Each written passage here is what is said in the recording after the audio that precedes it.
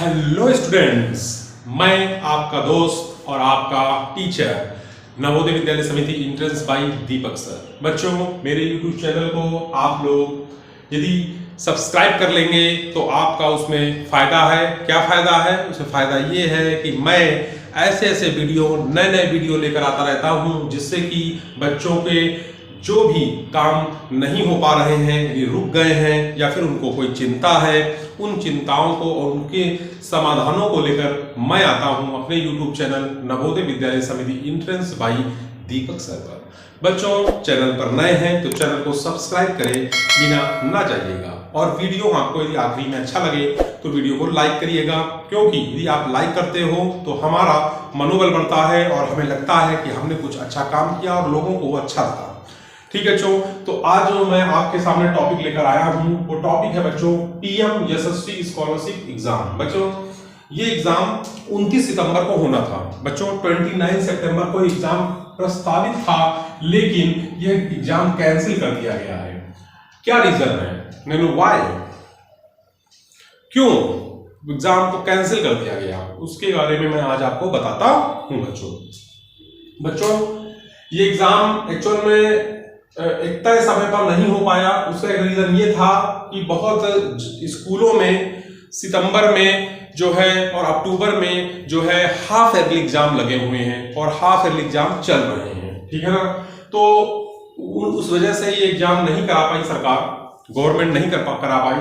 इन्होंने अब इस एग्जाम को कराने का मन बनाया है, लेकिन अब कैसा मन बनाया है उसके बारे में मैं आपको बताऊंगा। बच्चों, जिन लोगों ने इस एग्जाम की तैयारी की थी उनके लिए फिर से मौका आया है। बच्चों, अब ये एग्जाम नहीं होगा। क्यों नहीं होगा? क्योंकि अब ये मेरिट बेस पर एग्जाम होगा। मतलब यदि आपका क्लास 8th में 60% नंबर है, बच्चों क्लास 8th में आपका 60% नंबर है, तो इस फॉर्म को आप भरने के लिए एलिजिबल हो गए हो। बच्चों, अभी कुछ दिन बाद, थोड़े ही दिनों में इसका पोर्टल खुलेगा। इसका पोर्टल खुलेगा कैसे? नेशनल स्कॉलरशिप पोर्टल, ये पोर्टल है। आप डालोगे गूगल पर NSP, नेशनल स्कॉलरशिप पोर्टल, तो जब आप उसको गूगल पर डालोगे तो खुलेगा पीएम यशस्वी स्कॉलरशिप एग्जाम। जब ये खुलेगा बच्चों, तो इस पर आपको क्या करना है, इसी में ही आपको मिलेगा ministry of social justice and empowerment. Ministry of social justice and empowerment, इस पर जब क्लिक करोगे तो अभी देखोगे तो अब ये साइट पर कोई काम नहीं हो रहा है, साइट बंद है। लेकिन कुछ दिनों बाद बच्चों ये साइट खुलेगी और ये जो पीएम यशस्वी स्कॉलरशिप एग्जाम है, इसके लिए फिर से अप्लाई करने के लिए बच्चों से आवेदन मांगे जाएंगे। और उसमें क्लास 8th में जिन बच्चों के 60% नंबर हैं और क्लास 10th में 60% नंबर है, वो लोग इस फॉर्म को भरने के एलिजिबल हैं। अब बात आपके दिमाग में आ रही होगी, क्या मेरे 60% नंबर होंगे तो क्या मेरा इसमें मुझे स्कॉलरशिप मिलेगी?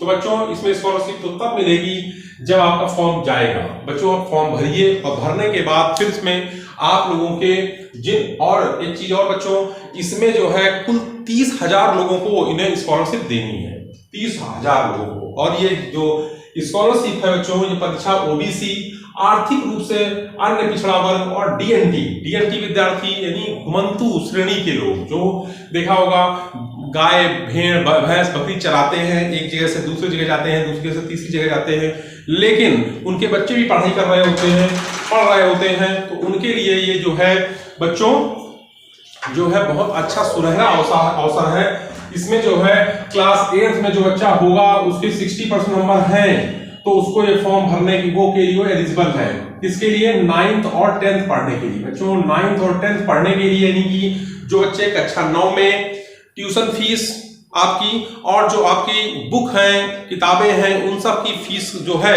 वो सरकार देगी। कितनी देगी? 75,000 रुपए देगी सरकार। ठीक बच्चों, 75,000 से लेके 1,25,000 तक जो है सरकार ये पैसा देगी क्लास 9, 10th को। और 10th जो बच्चे क्लास 10th पास कर चुके हैं और 11th पढ़ना चाहते हैं और 12th पढ़ना चाहते हैं, उनके लिए सरकार जो है 75,000 से 1,25,000 रुपए तक की फीस, ट्यूशन फीस के रूप में, एग्जाम फीस और भी जो फीस है उनकी मतलब पैसे वो सरकार देगी, ठीक है ना। तो आप लोग बच्चों धैर्य रखिए, परेशान मत होइए कि हमने तैयारी की इसकी, अब हमारा क्या होगा। बच्चों जिन लोगों ने 60% नंबर गेन किए हैं क्लास 8th में, जिन्होंने 60% नंबर गेन किए हैं क्लास 10th में, वो लोग इस फॉर्म को भरने के लिए एलिजिबल है, फॉर्म को भरेंगे।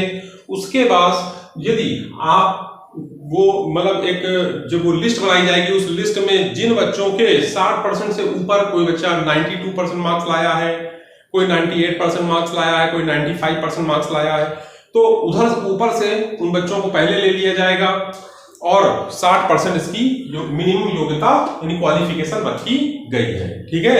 तो बच्चों आप लोगों के लिए वीडियो में मुझे लाना था, क्योंकि इस तरह का एक वीडियो मुझे देना था बच्चों को, क्योंकि बच्चे परेशान थे, सोच रहे थे कि सर अब क्या होगा, कैसे हम लोगों का मतलब जो है पीएमएसवाई स्कॉलरशिप का हम फॉर्म अब तो भर नहीं पाएंगे, कैसे क्या होगा। तो मैंने आपको बता दिया है कि इसका फॉर्म बच्चों जल्द ही निकलने वाला है और इसमें 60% मतलब जो है मिनिमम मार्क्स रखे गए हैं जिन बच्चों के हैं, और मेरिट बेस पर ये एग्जाम होगा, ठीक है। और ये परीक्षा ओबीसी, आर्थिक रूप से अति पिछड़ा वर्ग और डीएनटी विद्यार्थियों के लिए परीक्षा बच्चों रखी गई है, ठीक है ना।